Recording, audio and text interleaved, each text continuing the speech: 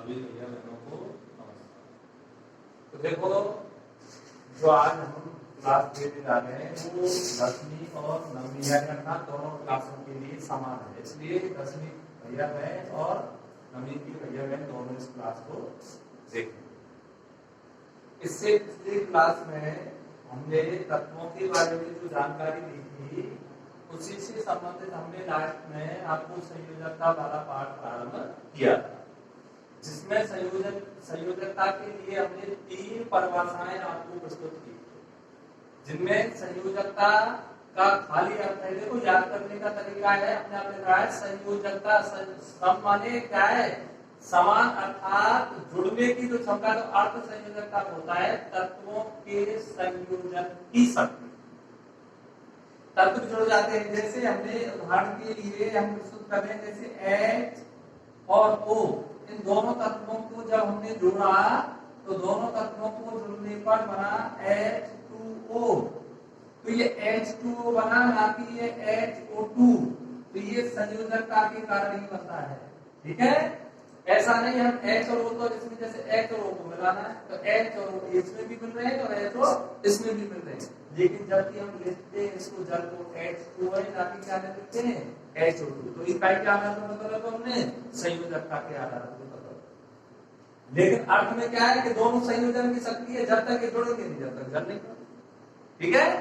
दूसरी परिभाषा जब संयोजकता निकाले वो वास्तविक परिभाषा ये है कि किसी तत्व के भाइतम कोष में, भाइतम कोष का क्या हुआ है सबके भारी कोष में उपस्थित काय की संख्या इलेक्ट्रॉनों की संख्या, जितने 2 हो तो 2 के 3 के बाद संयोजकता, 3 हो तो 3। जैसे भाइटम कोष कैसे, जैसे हमने 1 2 3 कोष बनाए, अब इनमें भी जो तीसरा कोष है कौन सा कोष कह रहा है, भाइटम कोष कह रहा है।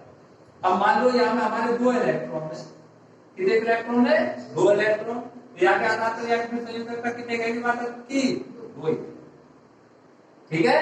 और एक परिभाषा हम प्रस्तुत की थी जिन भैया बहनों ने देखा है क्लास देखी हो कि किसी तत्व के भाइटम कोष से, किसी तत्व के कौन से भाइटम कोष से जितने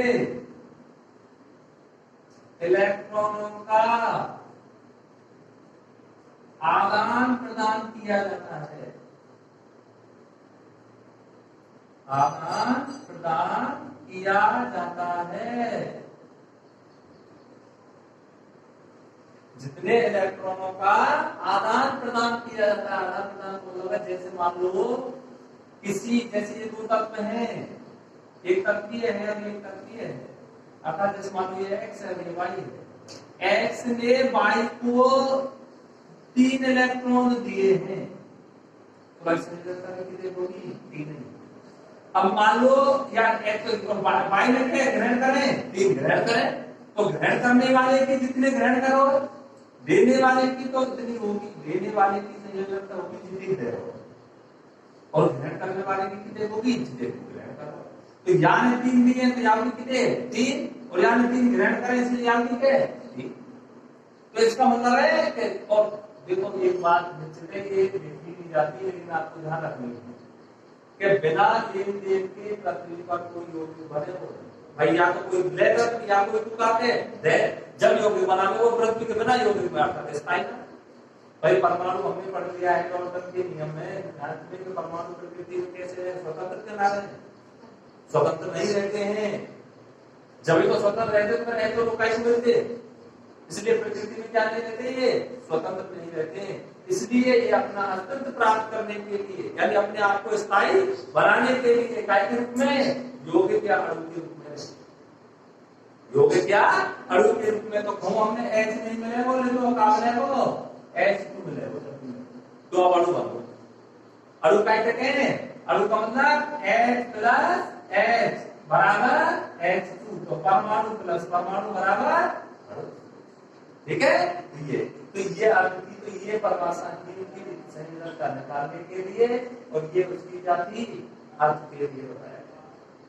अब संयोजकता सीखने के लिए हमने एक बात, इसमें एक बात आई थी कि कोष कैसे हैं, उपकोष कैसे हैं, तो इससे हमने पहले भी, अब तो हम आपको एक सारणी प्रदर्शित कर रहे हैं जिसमें सभी भैया बहनों को ये क्या होगा कि कितने तो कोष हैं, कितने उपकोष हैं। वैसे हमने जब पिछली क्लास में आपने पढ़ी है 9th में 8th में, तो उस समय में इनके बारे में आपने जानकारी प्राप्त की है, लेकिन भैया मैं ध्यान नहीं रखते हैं, इसलिए दोबारा से इसको ध्यान रखेंगे। तो एक हम आपको सारणी दिखा रहे हैं जिससे सब भैया बहनों को ये याद रहे कि कितने कोष उपकोष और ये कितने होते हैं। तो देखो प्रारंभ कर रहे हैं हम कोषों की संख्या। कोषों की संख्या सभी भैया बहनों को ये लिखना है, ये बाद में आपको एक जगह कहीं नहीं मिलेगा, ठीक है। तो कोषों की संख्या 4। प्रमुख रूप से कितनी होती है? 4 होती है। कितनी हुआ है? 4। तो कोषों की संख्या प्रमुख रूप से कितनी है? 4। अब आपने पढ़ा होगा उनको हम ऐसे तो 1 2 3 अब 4 ऐसा नहीं, वो तो हमारे कितने 5 6 7 8 9 10 100 कितने भी हो सकते हैं, लेकिन प्रमुख रूप से 4 मानी गई जिनके लिए। और जिनका नाम भी रखा गया ध्यान होगा, बोलो समय में के एम एन और ऐसे रखा है भाई। इसका अर्थ है देखो प्रमुख रूप से हमें एक नाम दे दिया गया था के एल एन, इसलिए प्रमुख रूप से 4 माना। दूसरी बात, कोषों में अधिकतम, कोषों में अधिकतम इलेक्ट्रॉनों की संख्या। कोषों में अधिकतम इलेक्ट्रॉनों की संख्या कौन से सूत्र से ज्ञात करते हैं? बताओ, पढ़ा है आपने रात में? कौन सा? 2n²। कौन सा? 2n²। तो एक प्रश्न तो यही बन जाता है। जब हम पाठ पढ़ेंगे अपना, एक पाठ आएगा हमारा 7th पाठ, उसमें आपको पता लगेगा उसमें तत्वों के अधिकतम इलेक्ट्रॉन अगर भरना है तो कौन सा? 2n² सूत्र दे। तो इसके आधार पर यदि हम पहले कोष में भरते हैं तो कितने आने चाहिए? इसका मतलब कैसे हल किया गया है इसको? 2 गुणा, इसका मतलब है पहले कोष की कह रहा तो n बराबर संख्या होती है जितने के कोई जिसके 1 तो n की जगह कितने रख दो 1, कोई के दूसरे को बता तो दूसरे n की जगह कितने रख दो 2, तो 2 गुणा 1 का होल स्क्वायर तो कितने का हो? 2 गुणा कितने को होल स्क्वायर 1 को 1, तो कितने का है पहले में 2। इसी आधार पर सब ये निकालेंगे तो कितने आएंगे? 8। इसी आधार पर निकालेंगे तो कितने आएंगे? 18। और इसमें निकालेंगे तो 32। जैसे किसी भैया बहन को याद नहीं है तो वही फॉर्मूला लगाएंगे, 2 गुणा जो दूसरे में निकालना है तो 2 का और स्क्वायर, तो 2 गुणा 2 दूनी 4, तो 4 दूनी 8। ऐसे सभी का निकाल, ठीक है। अगर इस बात को याद रखा तो आपको भैया बहन कब तक पढ़ेंगे? जब तक अगर आप साइंस पढ़ते हैं तो आपको यही बात याद होगी और ऐसा ही आपको लिखा जाएगा, ठीक है। तीसरी बात पर चलते हैं। ध्यान रखना सब भैया बहनों को इस प्रकार से, अगर ये अगर आपने याद रखा तो जीवन में आपको पता सही इलेक्ट्रॉन विन्यास लिखना, संयोजकता निकालना, सब आपको एक ही साथ हो जाएंगे। 2 टॉपिक आपके पूरे हो जाएंगे और आपको पढ़ने भी है। अब है उपकोषों की संख्या।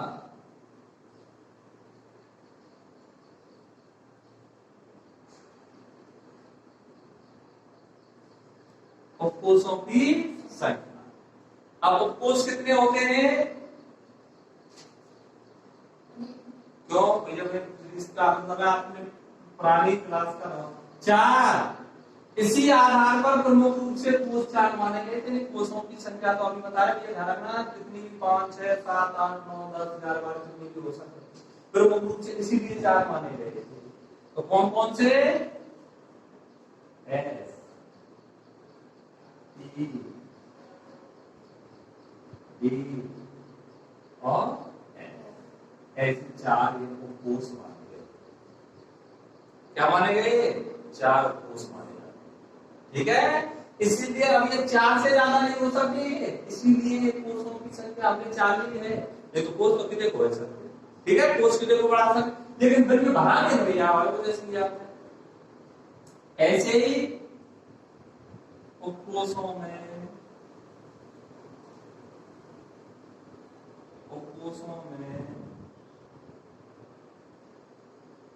अधिकतम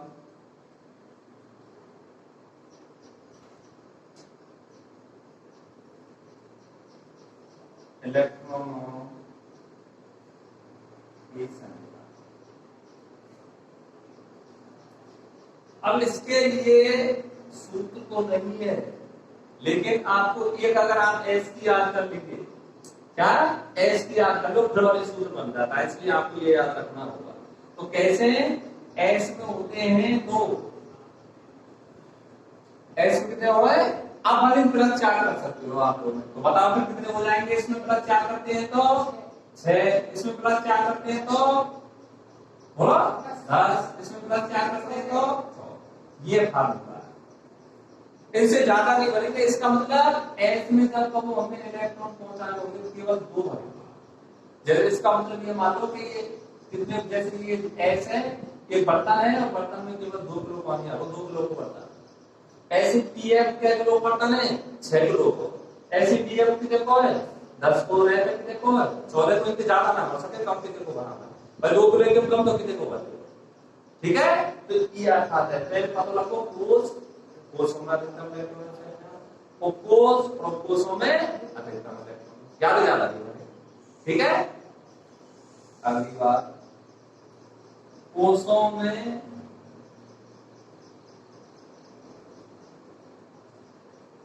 कोषों की संख्या, कोषों में क्या की, कोषों की संख्या, कोषों में क्या की संख्या, उपकोषों की संख्या। या तो मतलब अब कैसे निकलवा रही, देखो कोषों में क्या संख्या, उपकोषों की संख्या। अब आप मतलब कैसे निकलवा रही, कि जैसे मान लो पहले कोष में क्या इलेक्ट्रॉन है हमारे, 2। अब वो पूछना ये चाह रहा है कोषों में उपकोषों की संख्या, तो बताओ पहले कोष में इलेक्ट्रॉन के 2, तो ऐसा कौन सा उपकोष है जो यहाँ पहले में आ सके, ऐसे ही तो यहाँ 2 इलेक्ट्रॉन है, और बाबू हमने पूछ रहा कोषों में उपकोषों की संख्या, कि पहले कोष में क्या उपकोष आ सके, तो कितने कालों को, केवल ऐसा कोषों में उपकोष की संख्या, तो कितने, 1, और वो कौन सा, एस, ठीक है।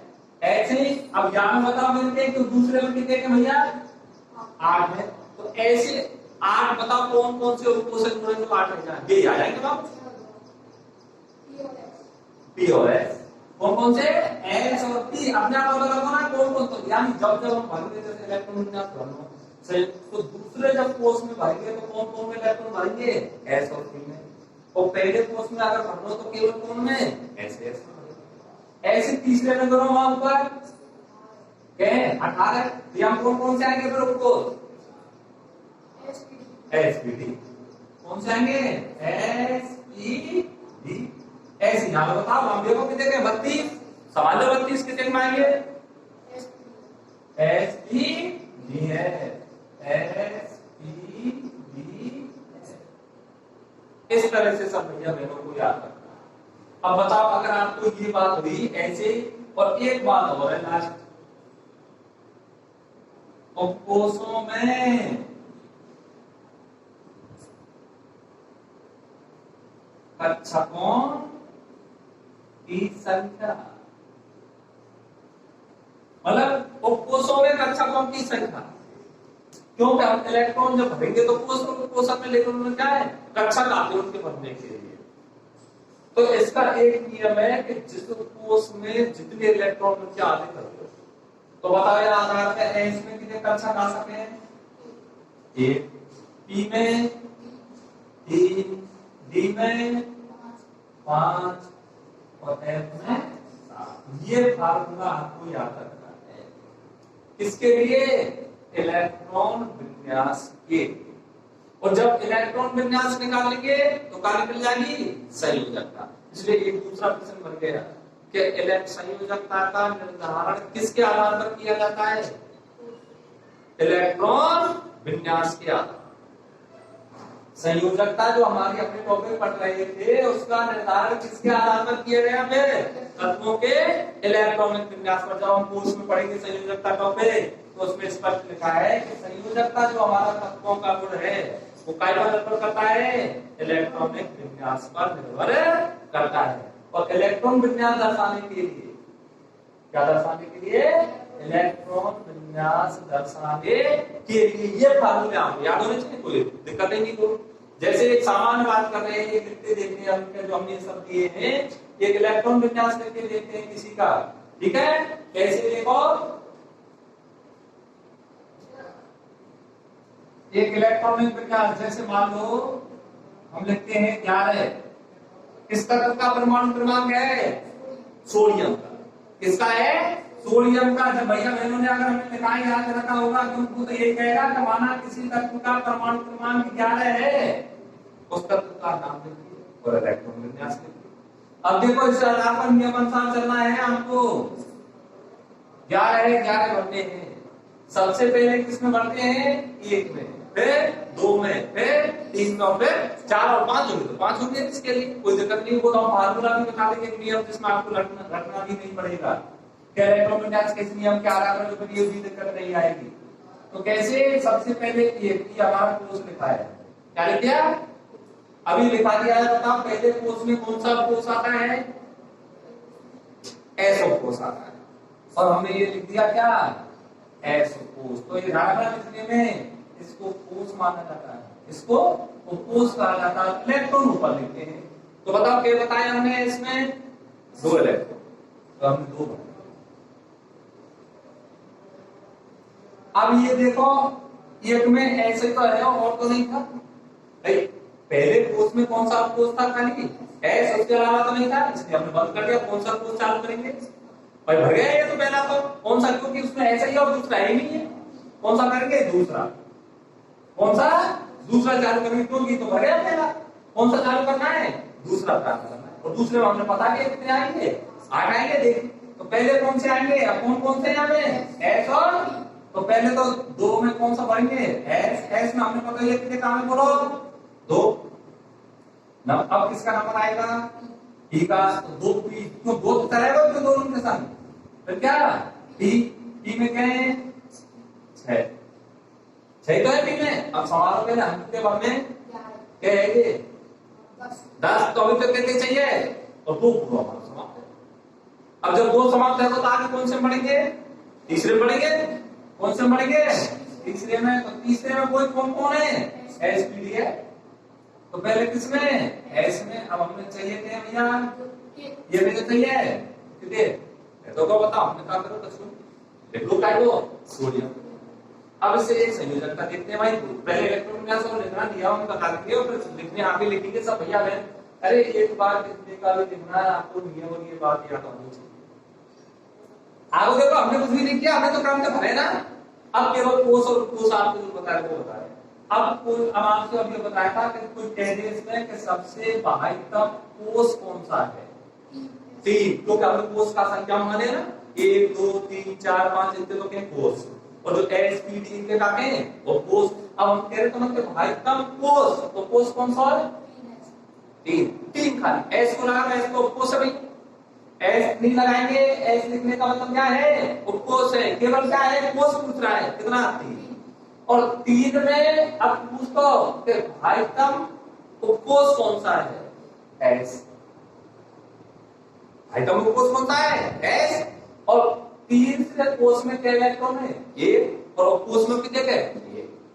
आगे कोष और को निकालना कि बाह्यतम कोष कैसे निकालना। अब जैसे मान लो ये नहीं होगा, अब जैसे मान लो ये नहीं होता, तो आप समझते क्या? तो बता बाह्यतम कोष कौन सा होगा? तो कौन सा होता? 2। क्या होता है? 2। कोष आपका होता भैया कितना? बाह्यतम कोष 2। और आप पूछ तो बता बाह्यतम कोष में इलेक्ट्रॉनों की संख्या कितनी है? बाह्यतम कोष में इलेक्ट्रॉनों की संख्या 6। तो कोष तो हमारे यहाँ से आता 2 तो बोला है हमने, तो बोला तो 2 ही है ना। तो 2 में कितने कहेंगे? 6 और 2 8। तो इलेक्ट्रॉनों की संख्या कितनी कोई आइटम कोष में 8। ये पूछा जाता है आइटम कोष में कितने इलेक्ट्रॉन है, तो कोष तो क्या नाम हो जाता है बी और इलेक्ट्रॉन क्या जाते हैं। आ गया निकालना। अब मान लो अब ये 8 है इसके आइटम कोष में इलेक्ट्रॉन, क्या 8। अब हमने ये कहा था आपको परिभाषा के जितने इलेक्ट्रॉन हो आइटम कोष में वही उसकी क्या कहलाती है संयोजकता। लेकिन उसका एक निकालने का अलग फार्मूला होता है जिससे आपको पता लग जाएगा कि ऐसे होने पर कितने होते हैं, ऐसे होने पर कितने होते हैं, ऐसे होने पर कितने होते हैं। तो एक तो सभी भैया बहनों को पहले क्या है ये फार्मूले याद रखिए कौन तो आप ठीक है कोष कौन सा है और कोष कौन सा है ये कौन सा है। तो सब भैया बहन इसको धातु भी लिखेंगे। अभी जैसे हमने समझाया है कि कोष और पहचानना ये है तो इसको ध्यान में रखेंगे कोष और उपकोष जरूर पहचान में आने चाहिए। और संयोजकता के लिए फिर अलग जैसे इलेक्ट्रॉन विन्यास के लिए नियम बताएंगे, ऐसी संयोजकता के लिए एक लाइन है जिसमें आपको पता लग जाएगा कि कैसे क्या करना है। ठीक है, एक बार उस उदाहरण को लिखेंगे सब भैया ध्यान रखेंगे। ठीक है।